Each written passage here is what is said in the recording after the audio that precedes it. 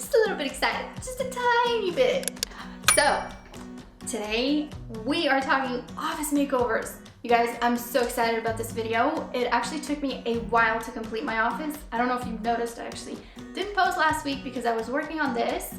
I do want to mention, for those of you that want to see sneak peeks of my DIYs, I do post a lot of my DIYs on Instagram before they come out on YouTube, or sneak peeks at least. Anyway, for this video, I actually collaborated with a very close friend of mine. Her name is Melissa, and this girl is amazing. We're both gonna be sharing a video on how we transformed our desks. Well, actually mine is still a desk. Hers is now a kitchen island. This girl is amazing, you guys.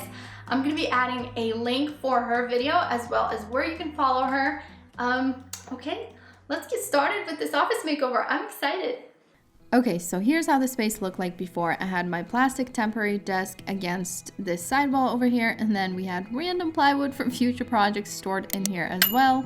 We also had our vintage piano against the back wall, and if you would turn to the right, you would see my painted couch that I moved here because we had actually got new couches for our living room. So this space was just not working as a whole, and it was time for a makeover. I first started off by cleaning up the space and painted the black wall white. This chalkboard wall was actually great while it lasted, but I'll be honest, you guys, it was just so hard to keep clean. It wasn't really as enjoyable as I thought it would be. So the biggest delay for my office transformation was finding a solid functional desk. And after our first failed attempt at a desk and weeks of searching, we finally found one. We got it on Facebook Marketplace for $20, and it's solid wood. So I don't know if you guys remember, last month we already did a desk and we kind of screwed up on it because I bleached it and I didn't know we had to neutralize it, so it stinks. It looks amazing, it just smells a little bit. Yeah. I don't mind it. Yeah, well, and it's been sitting outside for 3 weeks and it still stinks. So we're gonna do an updated version of this video. What? Okay. Let's get started. Yep, we'll do it. Get to work. Bye. So the desk was in pretty rough condition, but because it was solid wood, there was hope. The last desk took me about 2 weeks to complete, and because it had 6 layers of paint, it just felt like it took forever to strip it. I honestly think this was meant to happen because I wouldn't know how easy this desk was unless I had to do that one first. This desk only took me about 3 days to refinish, and it was so much easier than the one with the paint. So if there's one thing I learned from refinishing furniture after these 2 projects, is that if you're ever looking for furniture to refinish, stick to something that doesn't have paint on it unless you plan on painting it.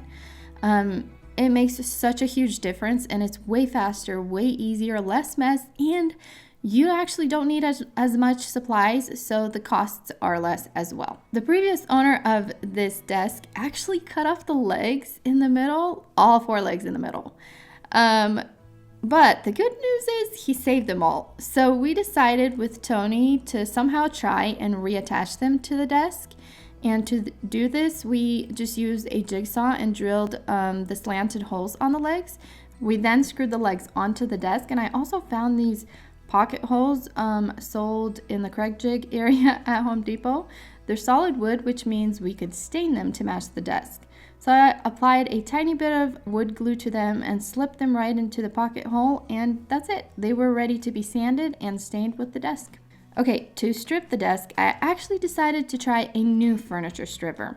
This quick stripper. If you've watched my previous video of me refinishing the desk, I actually used Citrus Strip, and I think Citrus Strip is a really good product, and its ability to stay moist, to keep working, like softening the paint, was amazing, but I wanted something faster. So what sold me on this product was that it said it would work in 15 minutes, which is a lot faster than Citrus Strip. This stripper has a gel-like consistency and it goes on really easy. After applying it, I could actually see it start working in about 4 minutes, which was really fast.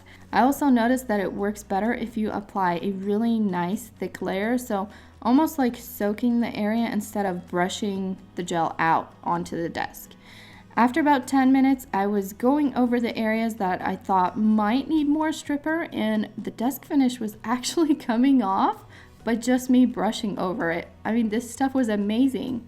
Keep in mind that if you do plan on trying this, just make sure your finish is similar to my desk. If you plan on removing paint, I would probably try Citrus Strip just because it has the ability to stay moist for so long and it gives it time to soften the layers of paint.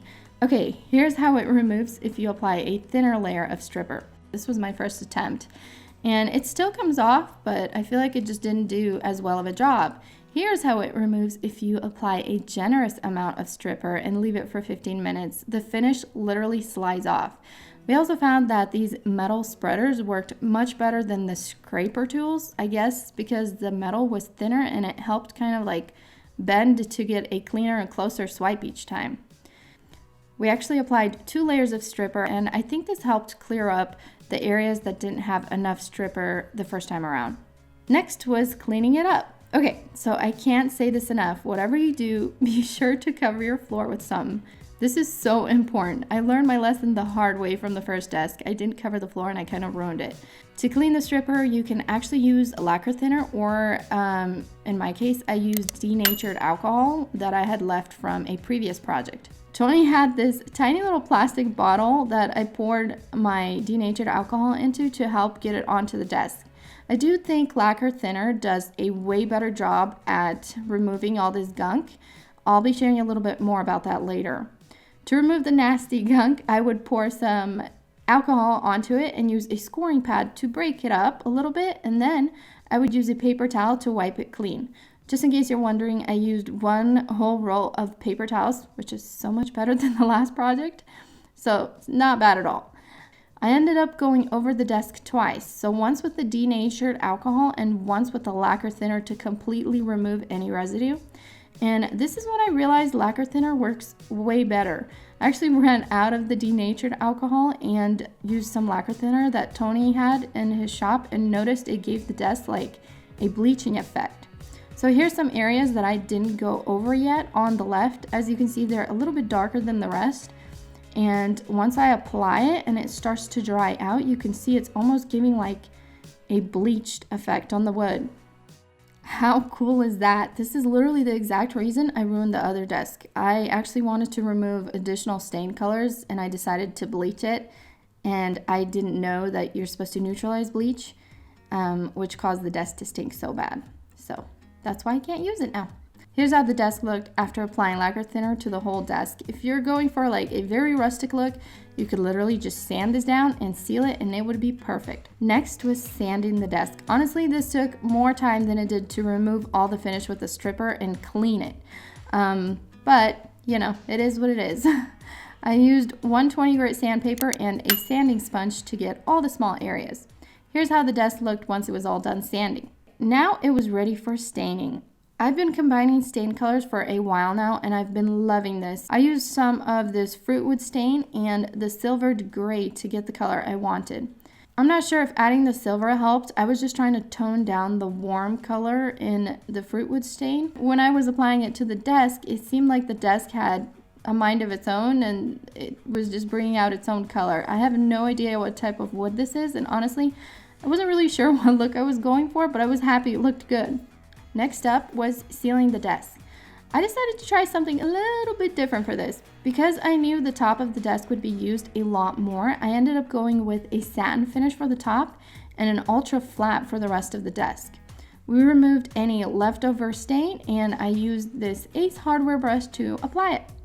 I can't say enough about using a new brush for this step, you guys. I have plenty of used brushes around the house, but I've tried this before with a clear finish, and what ends up happening is the tiny little specks of paint from your brush will come off onto your clear finish, and then you have to sit there and pick them out. So anyway, I don't remember ever trying the Minwax finishes, and this was my first time, and I was pleasantly surprised. It is definitely my favorite finish. I was expecting to see brush strokes and just, I don't know. I don't know. I was just expecting the worst, I guess. And the way that it settled into the wood literally looks like I sprayed it on. I was super impressed with it. Keep in mind the instructions do say not to over brush. I ended up applying 2 layers of the clear finish on top and 1 layer on the rest of the desk. So when I was applying the matte finish, I actually had a little freak out moment. I noticed that it was drying all milky and patchy in areas, but after about 20 minutes, it dried out completely clear, so I guess that's normal. That's it, the desk was ready to go in the office. Honestly, I'm still surprised that we got this for $20. What a steal. I'm also glad it was a little like rough around the edges to start off with because I feel like it gave the desk so much character after we applied the stain. Pretty happy with the results. Okay, before I show you the whole space complete, I want to share a few more DIYs. How I painted my wall arch, made ledge shelves, and a few other decor pieces I made for the shelves. To paint my arch, I used a 3-inch board and just kind of laid it against the wall on top of the desk to see how far away from the desk I wanted the arch to start. So I marked that. Next, I marked how far up I wanted the arch to go on both sides. So mine's went about 20 inches on each side. Then I found and marked the center, and I took a pencil and wrapped some tape around it, leaving a long tail of tape. I love using the tape for this. It actually helps your pencil not wobble as much when you're drafting your circle. I've tried this with string and it's just really wobbly. I held the tape in the center and drafted my circle on the right of my arch, and then I moved on to the left side and did the same on the left side, and your lines should kind of meet in the middle somewhere. Okay, next I taped off the bottom and the sides and filled it all in with paint. I used a finer brush to go over all of the edges first, then I filled it in with a bigger brush. That's it for the arch. So I was definitely a little bit worried about getting the circle even at the top, but I feel like the whole tape trick actually worked. I bought so many samples to get the color right, and I still ended up mixing my own color, but if you're wondering what color I went with, it was Almond Wisp by Beer, and I added a little bit of white to it. I was most worried about getting the color right because I didn't want it to clash with my desk, and I feel like my desk had a lot of warm tones, so I tried to pick a cooler tone beige. Okay, next up, I want to show you guys how I made my ledge shelves. So these are super cheap to make and really easy. I used a 1x3 and a 1x2, and Tony helped me split the 1x2 since it was a little bit too thick. I then cut the pieces down to size and sanded them. And then to secure all the pieces, I just used some wood glue and my handy brad nailer. If I were to make these like a lot longer, I'd probably use some screws for better durability. Here's how it looked from the side once all the pieces were attached together. The back of the shelf was a bit taller than the front ledge. Tony actually also cut this down on the table saw before I attached it. For my finish, I decided to go with a whitewash because I wanted to still be able to see the wood grain, and I didn't want these shelves to distract from the arch. I'm so glad I didn't stain them darker, and I'm not gonna lie, you guys, I was super tempted to pull out my favorite fruit wood color stain and stain it with that. I was trying to figure out how to decorate the shelves, and I went to Hobby Lobby for decor because it's my favorite decor store, and I ended up only getting inspired to make some custom pieces because all of their pieces were kind of too big and my shelves were just really small. I did pick up a few supplies that I ended up working with. The first thing that I picked was this wood rainbow that I found in the woodcraft section. I love using Pinterest as a source of inspiration, and I've had this anthropology shelf on my office board for the longest time, so I wanted to get a similar look. So I picked up some skinny dowels as well, and they were about skewer thickness, and I soaked them in hot water to see if I could bend them. Yeah, that was a complete fail. They just kept breaking. So I had to find another way to make this work. I dug through my craft box and found some of this jute rope. I went ahead and removed the clouds on the rainbow using my miter saw. Then I simply just hot glued the rope in rows onto the wooden rainbow, and that's it. This was so easy to make. I actually love the character the rope gives it, and if you don't have like a wooden rainbow, you could probably get away with using cardboard as well for the base. I also think that white cording would look super cute, like macrame style or something like that. So next, this project involved a bit of trial and error. If you're thinking this is a printable, it's actually not. These are real leaves that were painted and printed onto the paper. You guys, I tried a lot of stuff with this project. I literally tried smashing the leaves in between paper with a hammer, and they just kind of got stuck. I also tried painting a whole stem with leaves, and that was a fail too. To get the best detail, you have to do one leaf at a time. I used acrylic paint, and I first just sketched a stem onto the center of my paper with the acrylic paint. Then I applied a thin coat of acrylic black paint to the back of the leaf because the back of the leaf gives more detail, like it shows more of the leaf veining. Before printing it, I used my foam brush to remove most of the paint and made sure it was an even coat. So you're pretty much just leaving like a tacky surface. Then I lay it onto my paper next to the stem and applied a clean paper over it, and I used my roller to press the color onto the paper. And that's it. When you remove the paper, you should have a leaf printed. This might take you a few tries to get the perfect amount of paint on the leaf. It definitely took me more than one try. I decided to give it a rustic look on the edges, so I wanted to tear my paper. I folded my paper gently without pressing down on the folds too much. This gives you like a rough edge. Then I just tore all the edges. For my frame, I used a soldering iron to cut 2 pieces of acrylic plastic to size. Then I framed the art piece between the plastic and finished off the edges with electrical tape. I did have to cut the electrical tape down a tiny bit because it was too thick, but it actually worked great.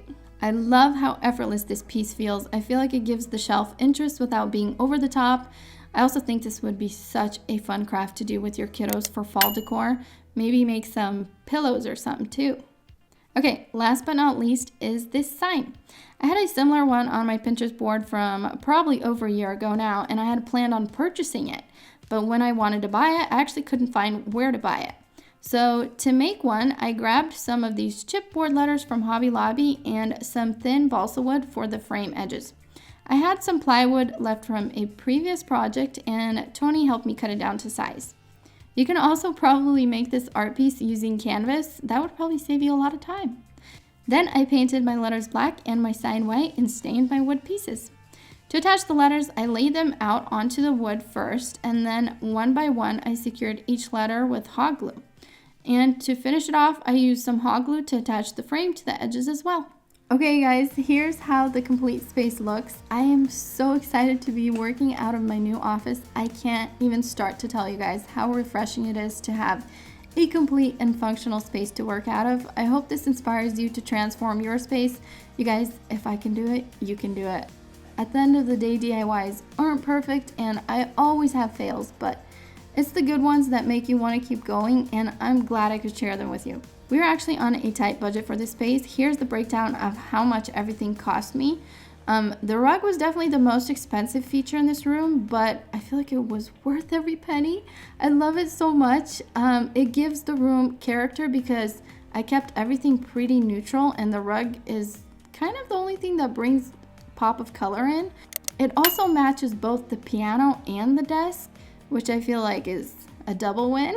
Starting next week, we're actually going to be making our DIY dining table. We already did one before, but I'm kind of over that one and it's hard to keep clean, so we're going to be making a new one. We already went out and got wood for it, so I'm excited. I can't wait to get started. Yeah, I probably won't post a video next week because it might take us long to do the dining table, but there will be one the week after. Okay everyone, that's it for today. I hope you liked this video. Don't forget to give me a thumbs up. I will see you all next time. Oh, don't forget to subscribe if you're not already subscribed. Bye!